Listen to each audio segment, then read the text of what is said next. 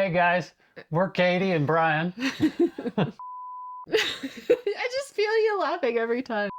Hey guys, one of the biggest questions we get is how much solar do you have up there? How's it going? Is it enough for boondocking? Well, today we're gonna explain some of those questions. Sorry, I have the giggles still. It's okay. How is our full-time living solar setup? Is 2000 watts enough? Let's find out! Hi, we're Katie and Brian, an adventurous duo who traded life on a sailboat for the open road. After traveling the world by sea, we're embracing the freedom and excitement of RV living. Join us as we discover new places and make memories along the way. So, Dr. Bob. Are 20,000 watts of solar gigaboners enough? 20,000 watts? Gigaboners. It's a different increment of measurement, which is also known as 2000 watts. Today we're diving into one of the biggest questions we've had when we dove into our RV solar journey. We've been full-time RVing now for a while. Today we're going to go over what we installed, how it's performing, solar versus generator, propane, cost, and what we would do if we started from scratch. But we don't like reading the script. So we're going to do this our way. We're not going to do this like a technical manual. The square root of pi doesn't affect the coefficient of the positive ion. We're going to share our day-to-day lives living with 2,000 watts of solar. We thought having this tactile adventure with you would be a little more... We thought it'd be a little easier to wrap your heads around. Solar, propane, generator. What's the best for what? What's best for you? We don't know, but we know it's good for us. First, let's talk about our system. We've got 2,000 watt of solar panels from Rich Solar. Not all solar panels are created equal, so when you're looking for solar panels, definitely do the research. Add the numbers. There's plenty of calculators out there that really can kind of break down how much power is coming into your batteries or your system. I know, what do I do with my limbs? Our 2,000 watts of solar is roof mounted on top of our fifth wheel. It's in 2 sets of series, which means that 4 panels in 1 set. The first panel goes positive to negative, and so on and so forth around the chain back into the MPPT controller. For the 250 watt size, it let us be able to place the panels wherever we wanted on the roof for the most part. We've got room for 2 more panels up there if we ever decided to put up 2,500. The advantages of having a smaller panel is if one gets damaged, then you can easily or more easily replace that panel as opposed to having a 500 watt panel on the roof and it possibly getting damaged. That would actually be a big hindrance in the amount of power. You'd be losing quite a bit. So we decided to go with the 250 watt, which I think was the smarter choice. Something to think about if you're putting solar on your rig. So what would the cost difference be between those different sizes of panels? The cost difference is about $100 to $140. And you're only losing maybe 3 to 5 amps going with the smaller panels. So it's not really that big of a deal. It's really nominal. For our system, we went with a full Victron system, and there was a couple of reasons why.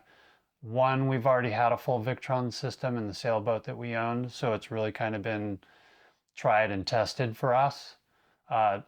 Another reason being is Victron is one of the innovators of the whole system, in my opinion, and it's going to save me a lot of effort and a lot of little issues or problems down the line when we're boondocking in the middle of somewhere. For the majority of the system, we went with what we knew. We had the Victron system on the sailboat and everything worked well, so we just honestly went with what we knew well. An innovator that just makes everything so easy. So you can Frankenstein a system together with a part from here, a part from there, a part from this, a part from that, including your batteries. And again, we went with Victron batteries. My issue with that is you're putting a lot of makers that are supposed to talk to themselves or maybe are going to talk to themselves. The Victron system talks to itself. It manages everything really well. There's a couple little limitations that you need to set, and it's pretty much a done system from there. The system is pretty plug and play. You just connect everything together and you open your app on your phone and it connects and you click buttons. From my point of view, it's probably way more stressful and a lot more technical, but that's It's what not. I saw. It's not. It's exactly that. It is plug and play. Quite literally, there's an app for it. So we figured it out. You can too. Yeah, the first time I put this in the Sailboat, like I didn't have any experience, but I had all the research done beforehand before we even got to a different country because we were going to be limited on internet, etc., etc. And so it really was an easy system to put together. We have two MPPT controllers that are 150-100s to handle the amount of solar that's up there. Again, they're in two different sets. So each set is 1,000 watts, and each one of the MPPT controllers takes care of each one of those sets, and those are pretty much standard issue in my opinion for whatever MPPT controller you want to get.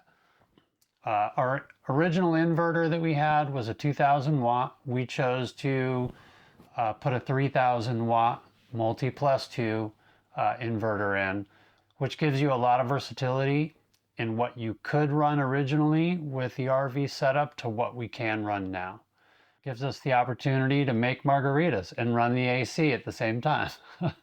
Now we can run the microwave and the AC at the same time and not have to worry about popping a breaker or going over that 2,000 watt limit. From our sailing days, we knew that as far as we could get from propane and gas to run things was better. It was cheaper in the long run and more reliable because we didn't have to run and get gas and propane all the time. Excellent! For our batteries, we chose to do three 330 amp hour batteries with a total of 990 amp hours in our battery bank. That's a lot of juice. One of my opinions with a larger battery bank, the larger battery bank you have, the more luxuries you get. With having that many amp hours in stow, that means it's going to be able to give you some energy at night when there is no sun to be able to run, cooking utensils, microwaves, as well as the heater. I don't think you could run it all night necessarily, all depending on how cold it is, but it definitely lets you take down the chill. A good tip if you're RVing in wintertime, grab a heating pad. Heating pads do wonder to just bring your body heat up, and we use them all the time. There was a couple ways we could go about monitoring the whole Victron system. One, Victron has an app that takes care of everything, and you can see all your numbers that you need to know about in that app. It's really easy to use. You do have to jump between items in what you want to view. We decided to go with a luxury item for us, and that was the Acrono GX. It is basically a monitoring system that you can mount into the wall and keep an eye on everything from batteries to battery temperatures to how much solar is coming in, how much power is coming out, whether it's AC or DC. All the options are there. It also takes care of the rest of the system. There are certain points in time during the day where it's going to know to only let in a certain amount of amps through one of the sets of solar panels to charge the batteries, because the batteries are only charging at a certain rate and they can't charge any faster than that. So it takes care of all those things without us ever even having to touch it.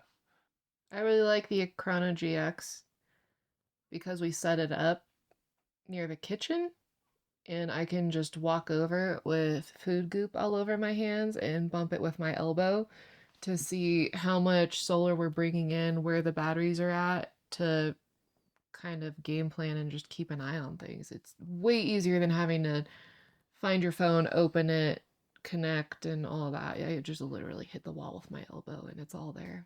So I really like it. Bonus. We decided to install the system ourselves for a couple of reasons, and if you're curious about what that looked like, you can check out that video here. Or there. Or there. Honestly, it was pretty easy after going to YouTube University to check out some videos from Explorer's Life. Doing the install ourselves was a fantastic idea for a couple of reasons. So first of all, it taught us about the electrical system already existing in our fifth wheel, which was great for emergencies or if we wanted to change something, we already knew the setup. And it brought down the cost because labor. Ours is free for ourselves. So now you know what we have and you know how it got there. Sorry, start that in because I'm. Oh, sorry. Looking at my. So you now know what we have and how it got there. But how is it actually doing? How is it performing? Do we like it? Yes. Yes, we love it. We will not drag you along. It's great. But we'll tell you why it's great. From.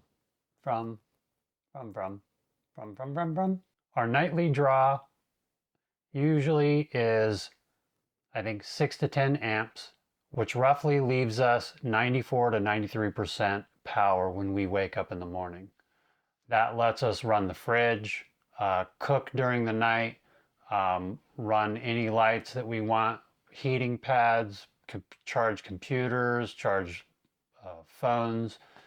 There isn't anything that we can't do on a normal everyday scenario.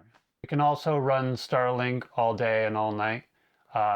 Something to note, if you run Starlink on your app, you can actually turn it off automatically and set a time frame of when it's off and when it's on. So that helps people save power too, if you're ever interested. And it also keeps you from binging all night because your internet goes out and you have to go to bed.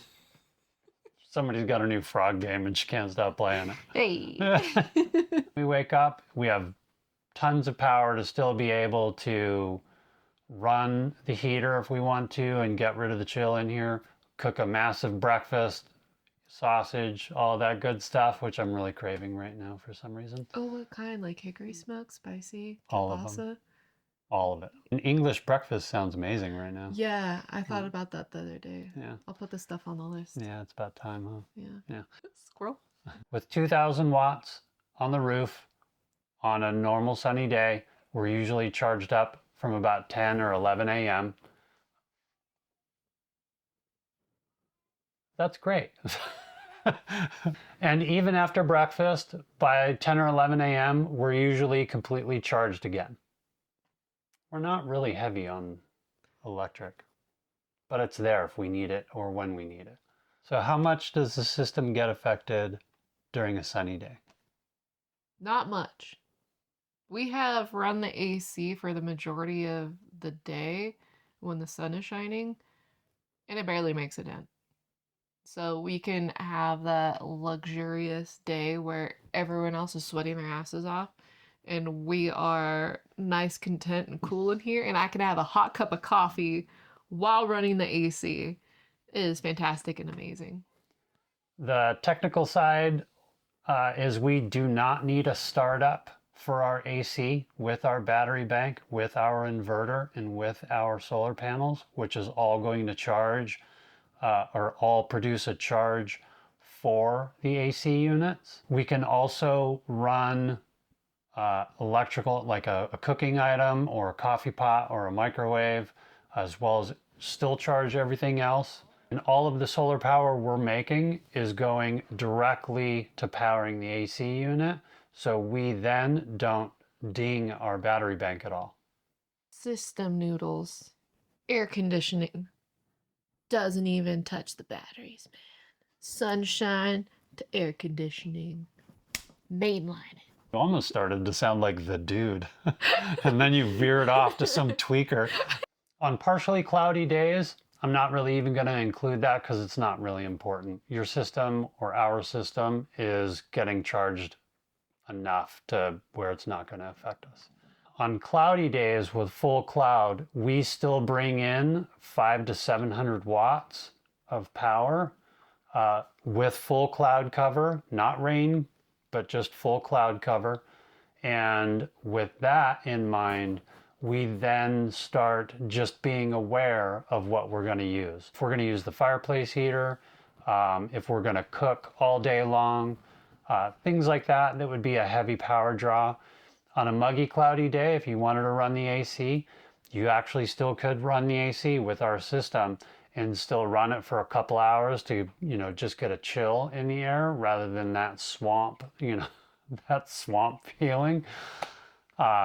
So it's really nice for that. On rainy days, really the only thing that's going to be in consideration is how many days is it going to rain. If it's going to rain for a week, then we're going to pull back on power. We're going to be able to have enough power to still charge from 300 to 600 watts of solar that's still coming in. We just probably wouldn't run the heater for very long, maybe an hour per day. And we'd just tuck back underneath our heating pads and blankets, which is no big deal for us. So overall for our lifestyle, it's been enough. As I mentioned earlier, having more amp hours in your battery system gives you a lot more comfort. That's something that the 990 amp hours brings us. It really puts us to a comfort level to where on a day-to-day basis, we don't check the system at all, unless we just kind of want to see how cool the solar panels are and how much wattage they're bringing in per day. I think right now with our 2000 watts, we've pulled in 1,850 watts one day, and I think commonly about 1,780 on a full sunny day, which is great. Efficiency on solar panels definitely vary, so keep an eye on that when you're building your system, if you're building your system. But so far we haven't been let down at all with the solar panel intake. A good tip on day-to-day living that we used when we first got on here was I went through all of the big appliances that we were using and just kind of noted what their wattage was per hour, which is on the tag of pretty much anything you use, from a blow dryer to a cooktop or something like that, or on the bottom of something like a phone charger or a computer charger. So that way I could keep an eye on each appliance and what it was going to draw, and know that if we had an extremely cloudy day, that these three appliances are going to be the heaviest draw on our system. So it's just something that was noteworthy to me to be able to keep an eye on. And then I can let Katie know that she's got nothing to worry about when she cooks us, the next awesome meal, which we eat a lot. We like to eat. So is 2,000 watts of solar and 990 amp hours of battery enough? Yes. End of video. Yes, it is definitely enough. I don't feel like I am compromising or sacrificing anything that extreme. Just keeping an eye on things. Honestly, that's about it. We're warm, we're cool. We get food, hot beverages, and frozen cocktails whenever we want, so I'm as happy as a little clam. Is 2,000 watts enough for us? Yeah, I do believe so as well. It doesn't give us the luxury of running our AC units 24/7. I don't want to do that anyways. For day-to-day living, it's absolutely enough for us. But that's really going to be dependent on the lifestyle that you want to lead in your RV. If you're either pinned to an RV park or if you want to actually get out there and enjoy some of the natural views that we've been able to enjoy for the last months, this is pretty fantastic out here. I recommend it. If we had to do anything different, the only thing that I would do different, since we are so well off with solar, and we may still do this in the future, is I would get rid of the propane instant water heater, and I would put in a 5-gallon electric water heater to be able to turn on in the middle of the day when we have full sun, heat up some water, which we've had on the boat before, and the water in those seemed to stay warm for like 3 days. Yeah. It would virtually cost us nothing, and we'd have more access to hot water than we do now with running propane in an instant hot water heater. They're nice, don't get me wrong, but it does take a minute for that water to actually heat up and get to you without using a lot of extra water. And I believe having a electric hot water heater with a tank would be a lot nicer for us. So they have a price tag to them, but for an RV that's really solar dependent and focuses on electrical, I think it's a hands down item that everyone should look into. And I agree with that. And one other thing I would do differently is move all the solar panels closer to the front. So that way we have a little area right by the ladder to come up and just watch the sunset together and be able to spend a little bit of time on our roof. Because now it's packed with solar, which is great. Yeah. But the only free spots are on the front of the RV, which are not by the ladder at all. So how much did it cost? The news everybody wants to know. So the cost, this is the moment that everybody's been waiting for. $3. No, just kidding. The total cost for 2,000 watts of solar, so 8 panels, for the full Victron system, which is the Multi-Plus, the 2 MPPT controllers, the Links distributor, the BMS, which is a battery monitoring system, the Econo GX, and 330 amp hour batteries cost us $11,600. Yeah, we feel you. So there's 2 ways you could go about getting power.